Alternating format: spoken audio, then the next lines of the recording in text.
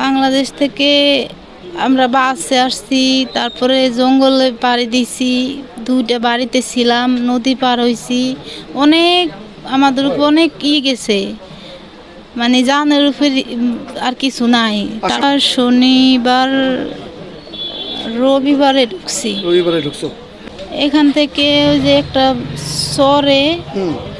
চরে থেকে দেখা যায় আর্মি ক্যাম্প, মানে ইন্ডিয়ার বর্ডার দেখা যায়। বিএসএফ ক্যাম্প আছে।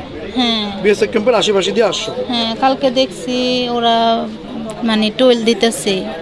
আচ্ছা, বলছে যে এটা আর্মি ক্যাম্প।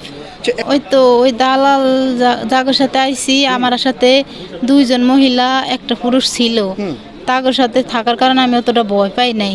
বলা হয়েছে যে আমরা 4 জন একসাথে আমার স্বামীর কাছে আমার নিব। তারপরে 3 জনরা আলাদা করে, মনে করেন আলাদা করে রাখছে, আমার আলাদা করে রাখছে। এই দিকে থেকে আমার না জানে 3 জনরে খোঁজে নিয়ে গেছে, তাও আমি জানি না। একটার নাম হালিম আর একটা এই দেশেরই আলী। আলীর বাড়ি কোথায় জানো? আলীর বাড়ি এইদিকে একটা চরে, এই যে হাজি মনে হয় কি সম্ভবত, আমি যেগুলো জিজ্ঞাসা করি না। কালকে হালিমের বাড়ি ঢাক দেশ বাংলা। আমার ব্যাগ মোবাইল সব ওরা নিয়ে গেছে। ওরা কোথায় এখন? ওরা কই আমি জানি না। ওরা আমারে এই যে মাত্র আমি দেখলাম অটোতে ধরে যত ভাই ভাই করে ডাক দিলাম, ওরা শুনলো না, ওরা গাড়ি ধরে গেছে।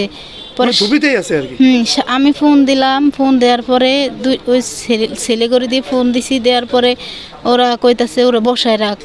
আমার সারা কত টাকা নিয়েছিল বাংলাদেশ থেকে ইন্ডিয়া আসার জন্য?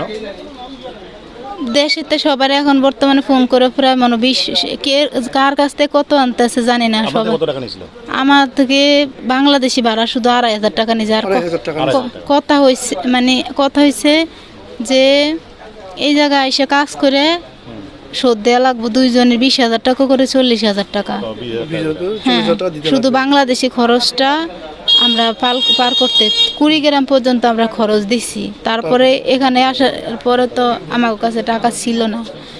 এখন আমার জামাইরে আলাদা করে দিছে, আমার আলাদা করছে, আমি একসাথে বাইরেছি। আমরা কালকে আমার আলাদা করছে রাইতে।